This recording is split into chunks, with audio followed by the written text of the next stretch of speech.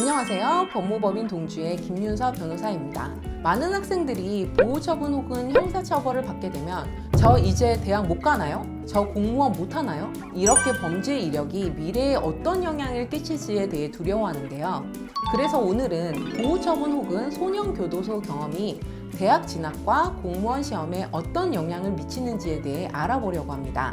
법적인 규정뿐만 아니라 현실적인 측면에서의 영향까지 다각도로 살펴보며 궁금증을 명확하게 풀어드릴 예정이니 끝까지 함께 해주세요. 결론부터 말씀드리면 원칙적으로는 대학교 진학에 큰 영향을 미치지 않습니다. 소년보호재판이 진행되면 보호처분을 받게 되는데요.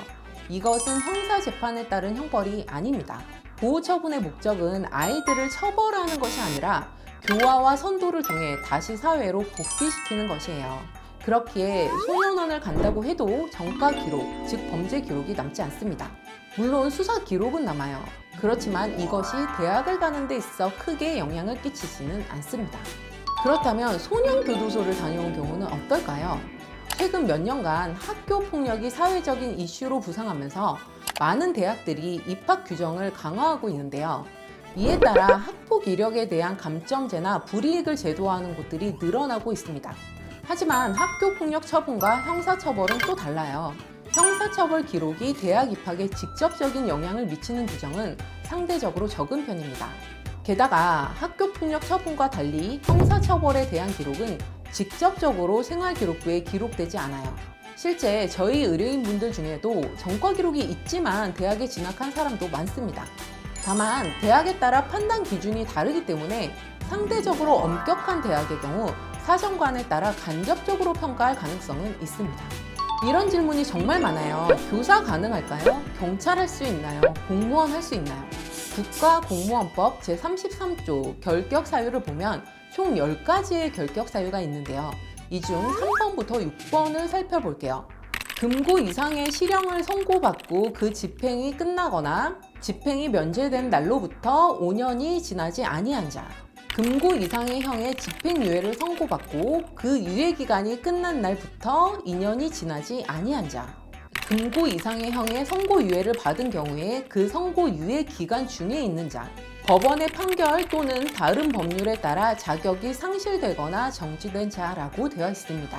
앞서 말씀드렸듯이 보호처분은 형벌이 아니기 때문에 보호처분으로 소년원을 갔다 왔다고 해도 공무원을 하는 데에는 아무런 지장이 없습니다. 다만 검사, 판사, 군인, 군무원 등 수사 기록을 조회해 볼 여지가 있는 특정 직렬들의 경우에 약간의 영향이 있을 수는 있습니다. 자, 결격 사유에 분명 실형을 받았으면 공무원 취업이 어려울 수 있다는 부분이 명시되어 있는데요.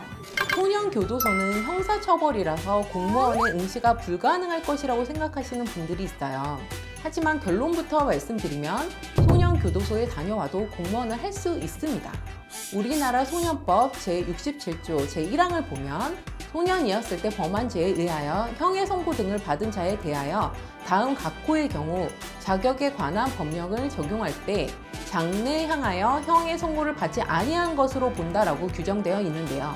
이 말이 뭐냐면 소년일 때 했던 잘못된 행동은 최대한 소년의 장래에는 영향이 없도록 배려하겠다는 것이에요. 하지만 소년법상 불이익을 금지하고 있더라도 군인, 사관생도, 검찰 수사관 등과 같은 특별한 직렬들의 경우에는 이러한 과거 전력이 장애가 되는 경우가 없지는 않습니다. 실제로 국방부에서 선발하는 해병대 부사관에 지원한 사람이 있었는데요. 필기시험, 체력시험, 신체검사, 인성검사를 모두 통과하였지만 과거에 받은 보호처분 이력 때문에 선발이 되지 않은 경우가 있었어요. 그래서 해당 지원자는 인권위에 진정을 제기했는데요. 인권위에서도 소년법상 보호처분 이력에 따른 불이익이 없도록 대책을 마련하라고 국방부에 권고를 한 사건이 있었습니다. 그러나 국방부 및 해병대 사령부에서는 군 간부 지위와 직무수행 고려 때 엄격한 준법 도덕성이 요구된다. 인성, 자질 등에 대해 과거 소년범 시절의 잘못까지 종합적으로 검증해 선발하는 것이 바람직하다고 인권위 권고를 수용하지 않았었습니다. 그러니 특정 직렬에서는 불이익이 있을 수도 있다는 점을 꼭 명심하시고 소년 범죄에 연루되었다면 꼭 법적 자문을 통해 최대한 선처를 이끌어낼 수 있도록 대응하셔야 합니다. 오늘은 보호처분과 소년 교도소 기록이 대학 진학과 공무원 시험에 미치는 영향을 분석해 봤는데요. 제도적으로는 기회가 열려 있지만 실제 상황에서는 여러 변수들이 존재한다는 점을 고려해야 할 것 같아요.